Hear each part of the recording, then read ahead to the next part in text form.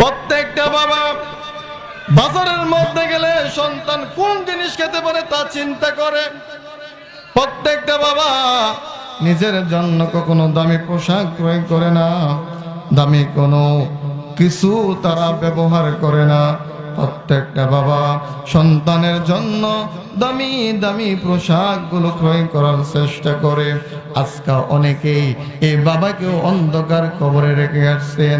আজকে আপনি সুন্দর করে কম্বল দিয়ে ঘুমাচ্ছেন, অথবা লেপ তোষক দিয়ে ঘুমাচ্ছেন, আপনি চাঁদের নিচে ঘুমাচ্ছেন, আপনি টিনের নিচে ঘুমাচ্ছেন।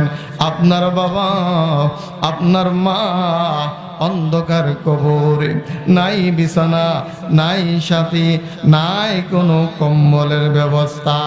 আল্লাহ রাসূল বলেন, এই সাহাবী কেরাম শুনো, তারা দুনিয়ার মধ্যে বিদায় হওয়ার পর কম্বল চাই না, তোষক চাই না, জাদিম চাই না, এগুলো দিলে কোনো ফায়দা আসবে না। যদি সন্তানেরা মা বাবার জন্য চোখের পানি ফালাইয়া দোয়া করতে পারে, আব্বা আম্মার কবর আমার আল্লাহ ক্ষমা করতে পারে, বলেন সুবহানাল্লাহ। আমার বাবাজিরা, আজকে অনেকের বাবা দুনিয়ায় নাই, অনেকের মা দুনিয়ায় নাই। এত সুন্দর একটা মাহফিলের আয়োজন করা হয়েছে। প্রত্যেকের মা সন্তানের দিকে তাকায়া রয়েছে, দেখি আমার সন্তানের আনি মাহফিলের মধ্যে যায়, দেখি আমার সন্তানের আনি আখিরি মোনাজাতের শরীক হয়।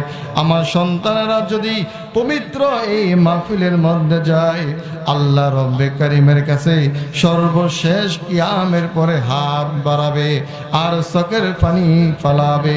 আমার আল্লাহ আমার জাদু মনির চোখের পানির উসিলায় আমার কবরের আযাব মাফ করতে পারে।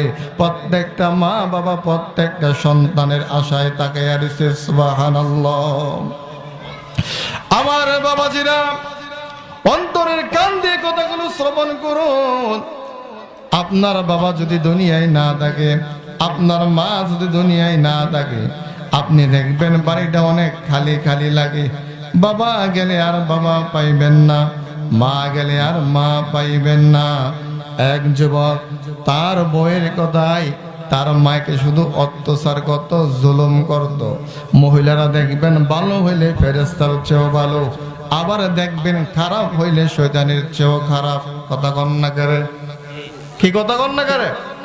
প্রত্যেকটা সংসারের মধ্যে একমাত্র মহিলাদের কারণে পুরুষরা শান্তি পায় না। কথা বলো।